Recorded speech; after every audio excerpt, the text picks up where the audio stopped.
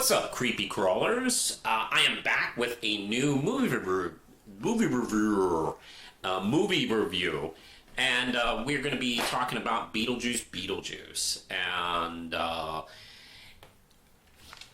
won't reveal too much for the time being. Let me just get into the movie, and it's directed by, of course, Tim Burton. The writers on this one are the Wednesday and Smallville writers, Alfred Gruff, Miles Miller, and Seth Grammer Smith helped with the story. And of course, this stars Michael Keaton as Beetlejuice, Winona Ryder as Lydia Dietz, Delia Dietz is Catherine O'Hara, Jenna Ortega is Astrid Dietz, Rory is Justin Theroux, Dolores is Monica Bellucci, Jeremy is Arthur Conti, and Wolf Jackson is Willem Dafoe. And let's see, the film basically without getting too spoilery, the film basically gets started with the death of Charles Dietz. And his death kind of brings the family together and kind of drudges up a whole bunch of emotional issues that the characters are having, specifically Lydia and her daughter Astrid. And with Delia kind of caught in the middle, also kind of dealing with the loss of her husband as well, and a cartoonishly gruesome death. And at the same time, Beetlejuice is going through a problem. He apparently is back to work as a civil servant, I guess as punishment for his ramification, his issues he was doing in the first film. And this ghost has escaped Dolores, who was in cold storage or something like that in various different body parts. She escapes, and her main target is Beetlejuice. She's out for revenge, as we see in a wonderful flashback catching up with the origin of Beetlejuice. She and Beetlejuice have some backstory, so let's just say that it's the backstory between Beetlejuice and Dolores is absolutely fantastic, and for an old film horror fan, it's just amazing. And it took a few seconds for me to realize what Tim Burton was doing with this scene, and it was just absolutely brilliant. Really worth it. It's one of those things where you think, oh, maybe we shouldn't get the backstory for a character, but when you're gonna do it right, and this was really well done. Anyway, Beetlejuice is kind of hiding out, and it's got him thinking about maybe he can escape to the living world. And hey, there's that human I've been stalking for 35 years, Lydia. He even has her picture on his desk, and she's been kind of showing up in her peripheral vision, which is kind of nice and creepy. Almost reminds me of Heather Lallenkamp in New Nightmare, just occasionally just seeing him in crowds and corners and shit like that and being freaked out by him. She has kind of moved on with her life and has become a TV host of something called Ghost House.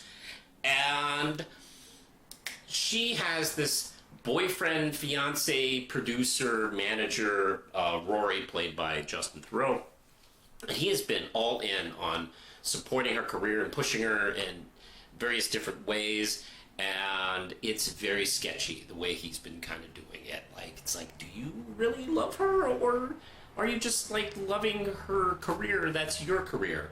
And I think we know the answer, but it is interesting to watch it play out. And he kind of Justin Theroux plays an interesting sort of villain in this, where he's very manipulative of her, and he kind of took advantage of her in an emotional place when she lost her first husband, who is Astrid's father.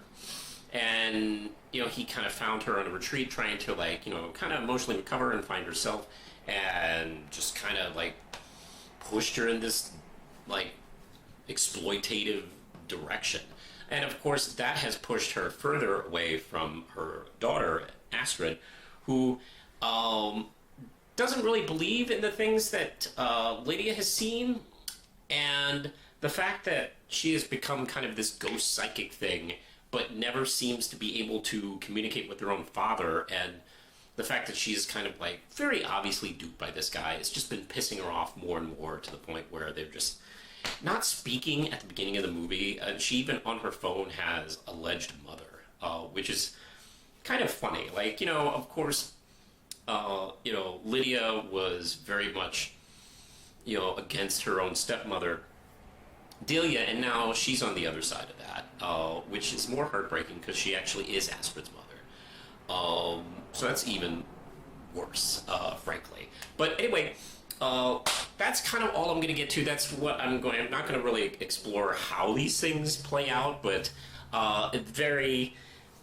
everything like nicely builds. The Maitlands, by the way, from the first film are moved on, and it's kind of one line throwing away, and I'll get to that in just a second. But yeah, the good is, holy crap, everybody was back for this film. Nobody was phoning it in, frankly. Tim Burton wasn't. The writers weren't. All the actors are on board. Keaton, Ryder, O'Hara, and the new people. Ortega, Thoreau, Willem Dafoe, Conti. Everybody was like ready for this movie. Like no one's just doing it as a paycheck.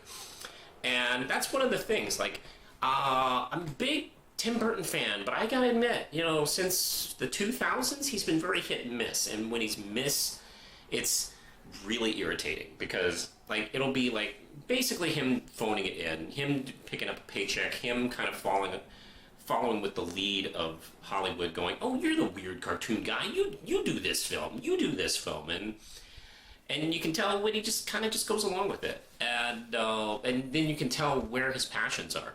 I think since the 2000s, some of his best films are him exploring those things. Like Big Eyes, I think, is excellent.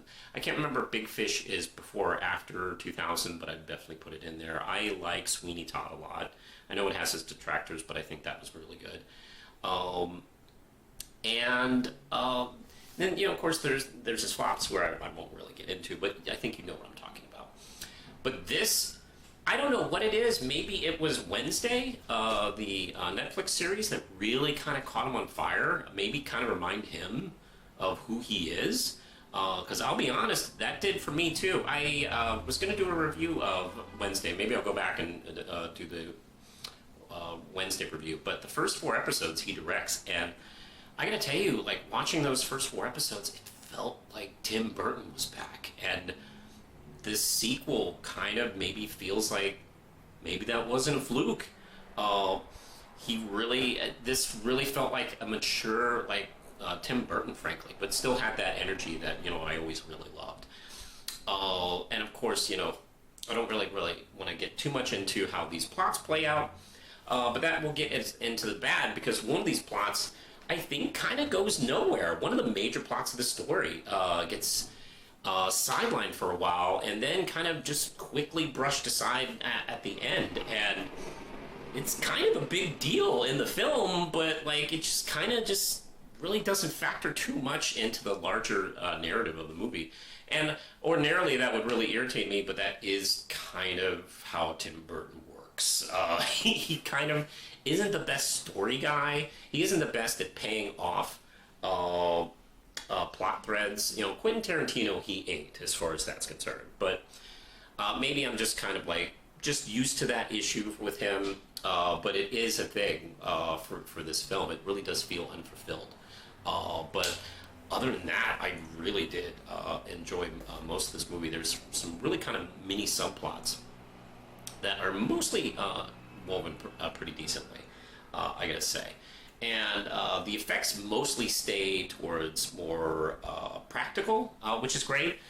There are some digital effects here and there, and I think they're nicely blended in. And I think Burton remembers what is so special about this original film, and he definitely does keep to it. So I gotta say, is there anything else that I kind of like? No, that's pretty much it. I really dug this film a lot. Look, I'm a Gen Xer. I'm an old Tim Burton fan, of course.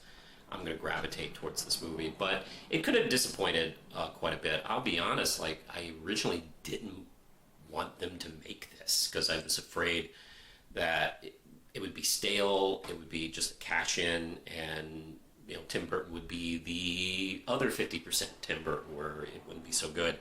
But nope. Everybody's like doing a really energetic job here. I gotta say, like I said, like when our writer is just back, and it's just so wonderful to have her back as Lydia, and it kind of meant a lot to see her. Jenna Ortega's excellent in this role, and she has a wonderful chemistry with Ryder, as well as like O'Hara. I don't know, she just really got along with them very well. And I gotta say, a wonderful surprise is the Justin Theroux character. I think he's wonderfully slimy, and he's manipulating it in a very realistic way too. I gotta say. There is. Oh, I did forget to mention that the Maitlands aren't in this movie. I guess I probably could put this in my list of, small criticisms where we lose Charles, and that's like kind of the linchpin for the movie. But there's not too much mention with the Maitlands, and the Maitlands are kind of her secondary parents, and she lost them, and then she lost her husband, and that's not really spoken too much in the film. Although it could be within Ryder's performance, because they kind of did become a secondary pair of parents for her, and it was kind of a family, and then she lost them. I don't know, it's not specific on when she lost them, before or after her husband, but I mean, it couldn't have been too far, and that was probably a nice 1-2 emotional punch for her. But all said, I really did like this film a lot. I'm going to give it a strong 4 out of 5 Ram chips. I think that's pretty fair. It's a lot of fun. If you dig the original film, I think you're going to like this one. I don't know if it can stand on its own. I haven't talked to anybody who hasn't seen the original see this one, so I can't really honestly answer that. But I think it's worth watching. And if you saw this and really dug it, go see the original.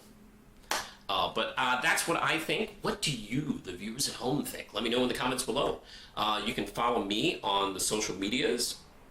I'm on the Instagrams and the Facebooks and the Twitters and the Threads and the Blue Sky Scoobies. And you can also support this channel at Patreon. Not only support that, but my publishing, Mammoth Publishing. I got Red Knight and Davida and the new book, Ladybug, which, by the way, as of this recording, I'm still doing the Kickstarter for it. We're at the halfway point. If you feel like supporting indie horror, I'd really appreciate it, because I'm indie horror. I like that. Go check out the links below. And I think that's it for now, so push the button, Lindsay.